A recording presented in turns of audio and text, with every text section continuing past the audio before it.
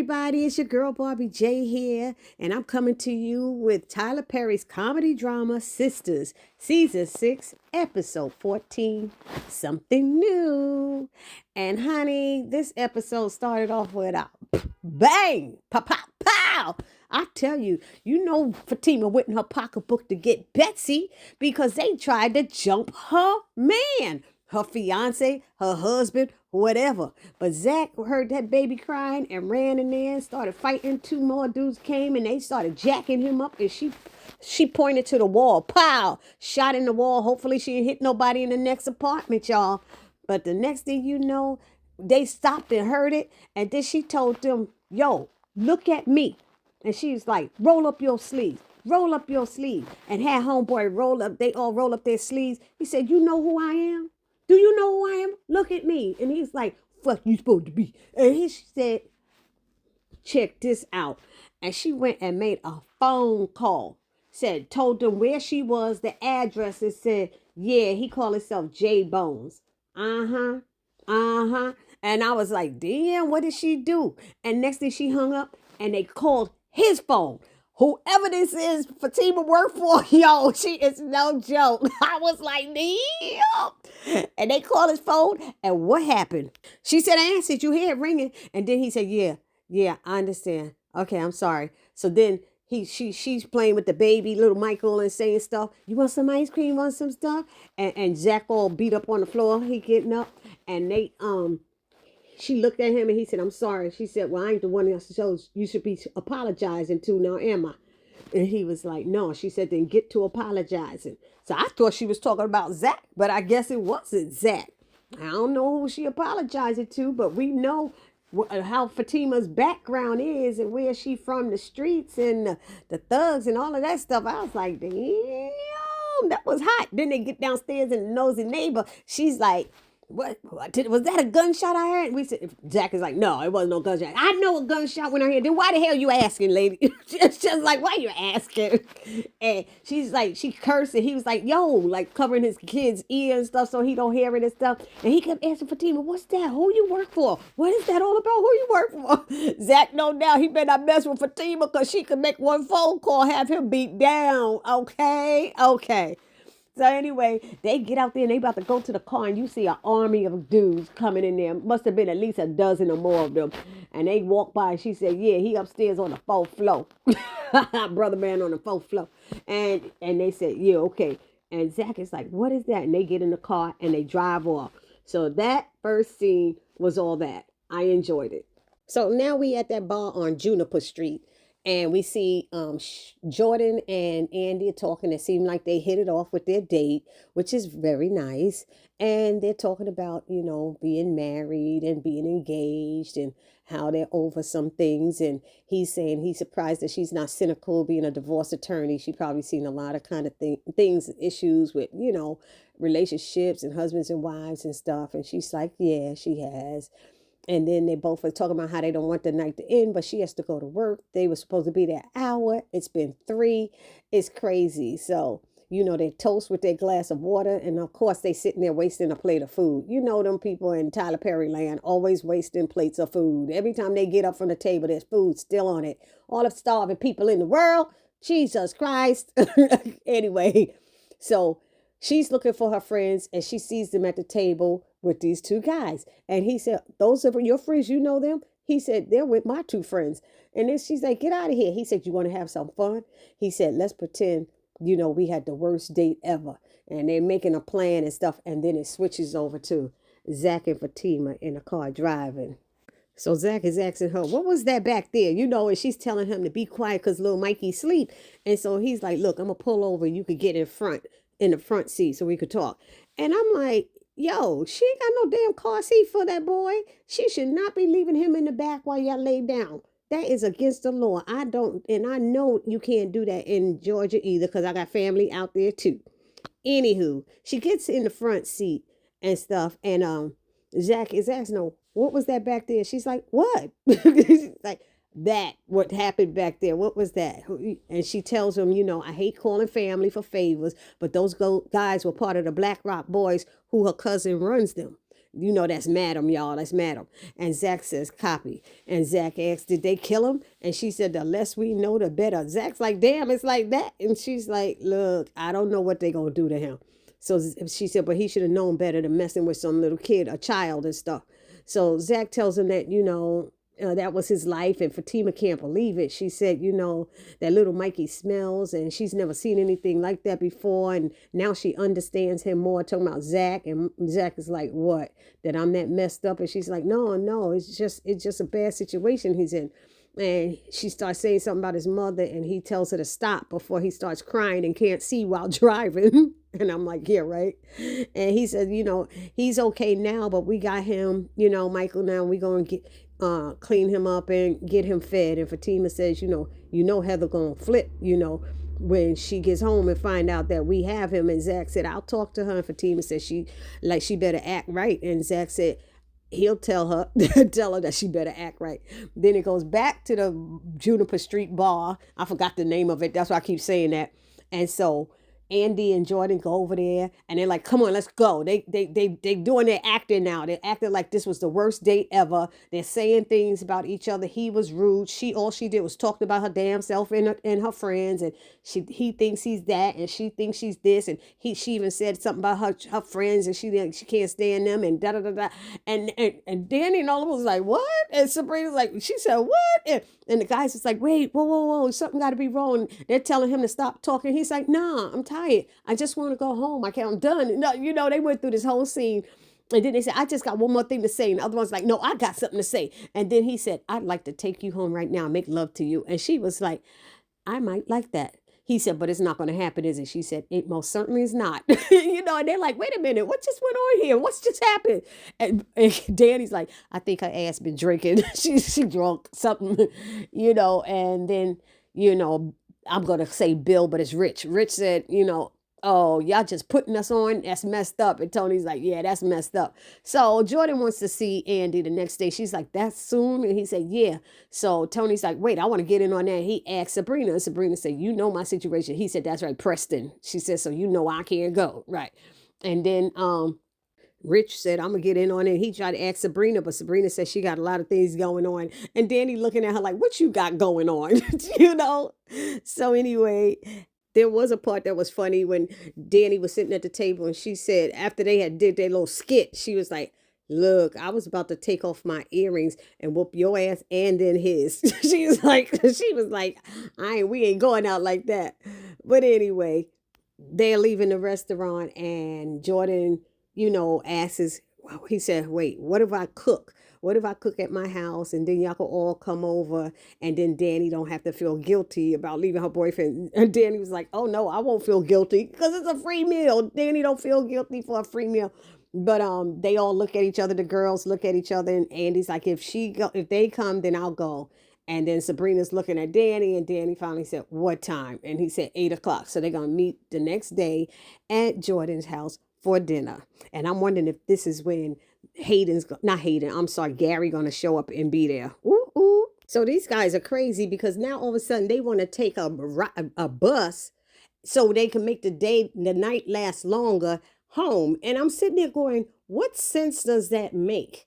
Because, okay, y'all get to talk longer on the bus, and they're saying a bus doesn't go past my house and all of this stuff. They're like, I'm sure there's one that goes past. They're like, not where she lives. And then they started acting like she's too bougie to ride the bus and all of this stuff.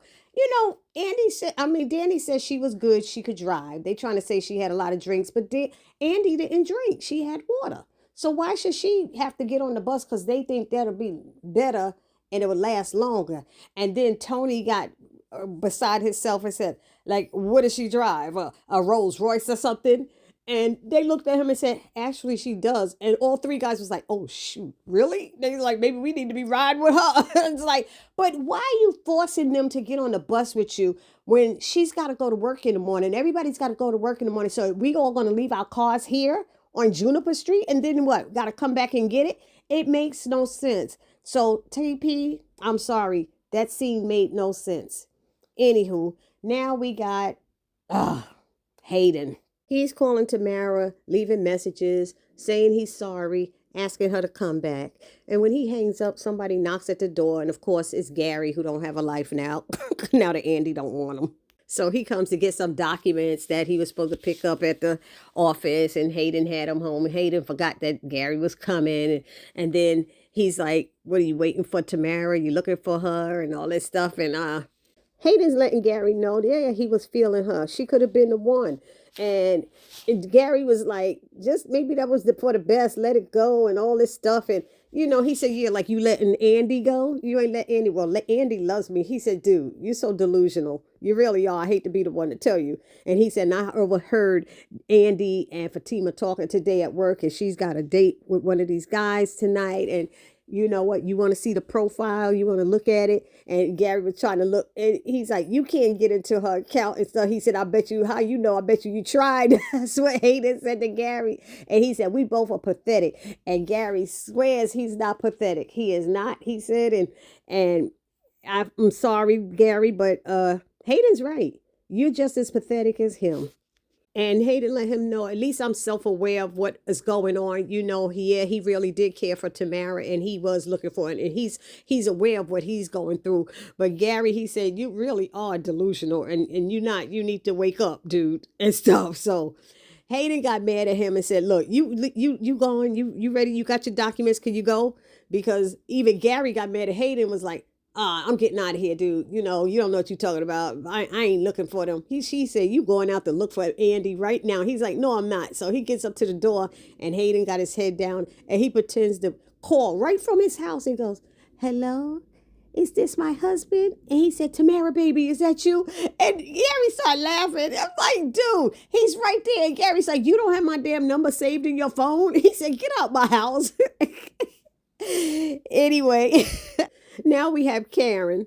She looking in her cabinet. She realized she ain't got no food. She got to go out shopping. And then her phone rings, and it's Pam bothering her. And Pam is trying to see. She said her rent is due. And Karen's like, you just got paid. And she said, yeah, but they ain't enough. What about the other 2 weeks and stuff? I said, 2 weeks. 2 weeks are going by that quick, y'all, in TP land. Because we missed it, didn't we?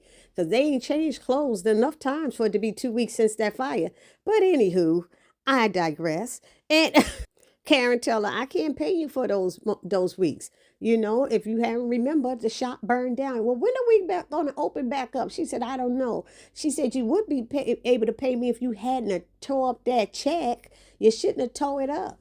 And she's like, well, I can't give it to you. She said, well, I might have to get another job. She said, I understand you got to do what you got to do.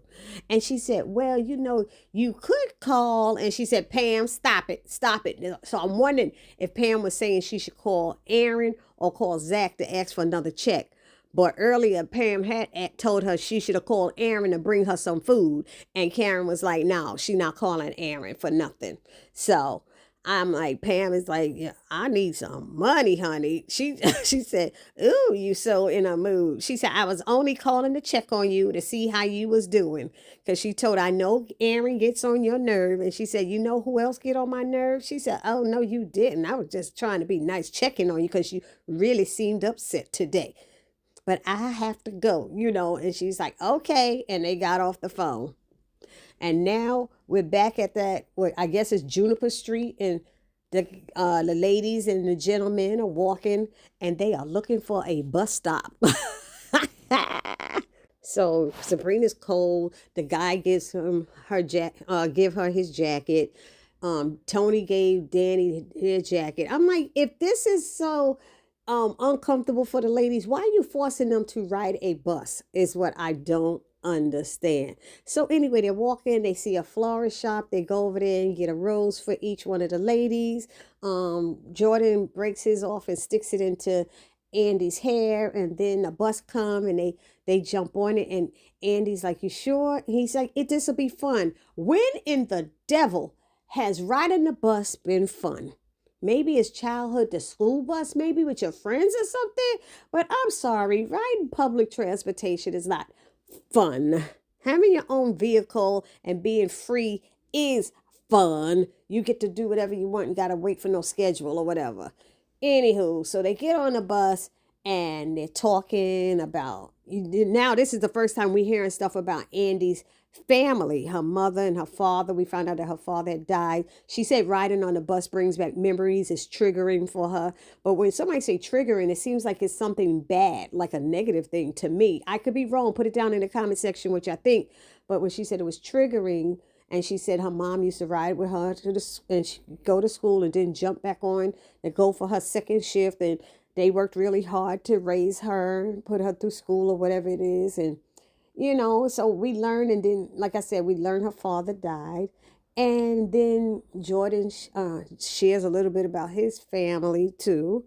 They both say, Andy says she tries to do nice things for her mother. And he said he's been able to do nice things for his parents as well.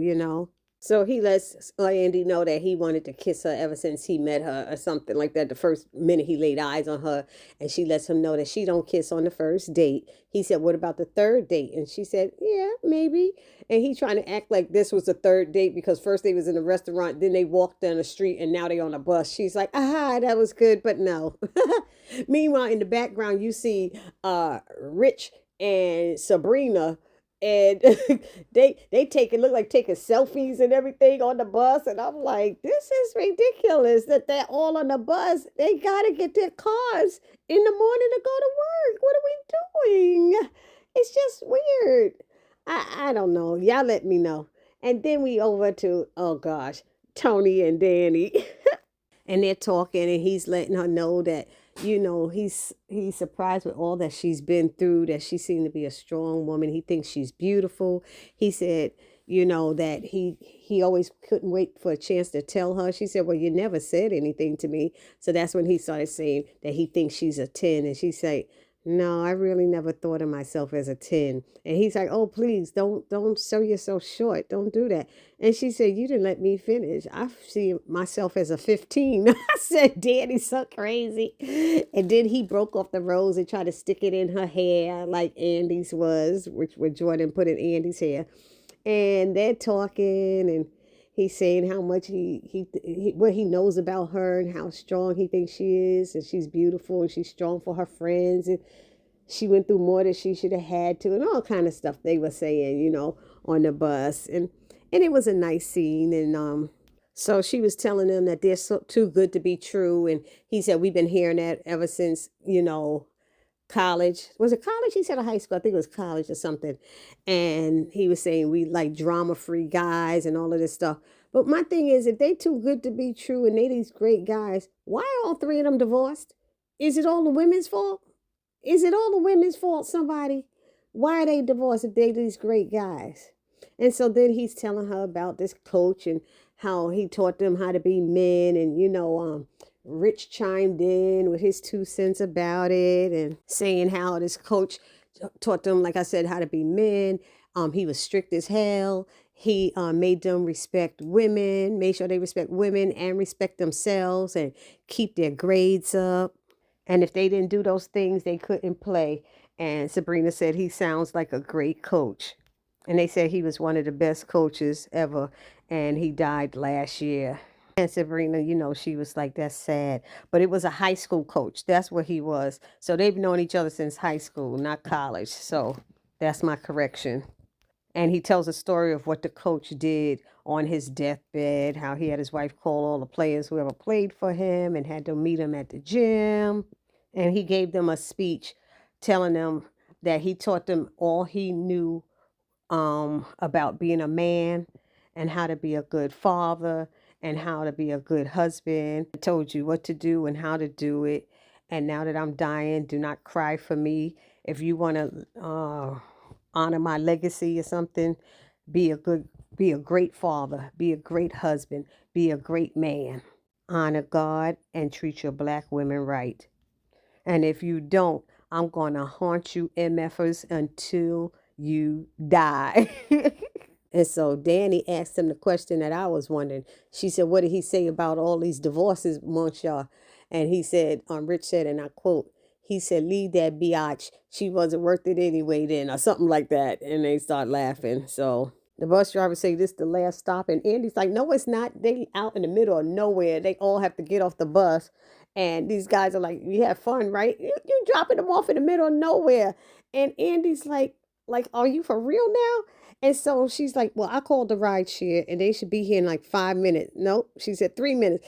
And Jordan had the nerve to say, oh, cool. Is it big enough for all of us? She said, y'all three grown ass men. Find your own way to go home.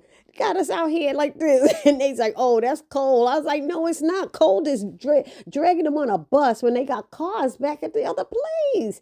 That was crazy. So they realized that they met three nice guys as they walk into the ride share. You know, the ladies are talking and everything. The guys are still standing there. And they said it felt good. They enjoyed themselves or something like that. And so they all got into the car. And then it ends with Zach and Fatima in the supermarket, and they're getting Pampers, realizing that the little boy's still in Pampers. And who comes around the corner but Karen? And I told y'all, I don't know who I said it to or if I said it in my little review. Honey, that was going to be the last scene. I think I put it as somebody's comment. I said, Tyler Perry's going to have that as the last scene with Karen, Zach, and Fatima seeing each other in that doggone supermarket. And I was right. But now y'all see as the next week's episode, there's some kind of argument or something going to break out in the supermarket. Don't know what that's all about, but we going to find out. So this your girl Barbie J saying, please do not forget to subscribe, like, comment, and share. Subscribe, like, comment, and share. And I will see you all in the next video. Peace.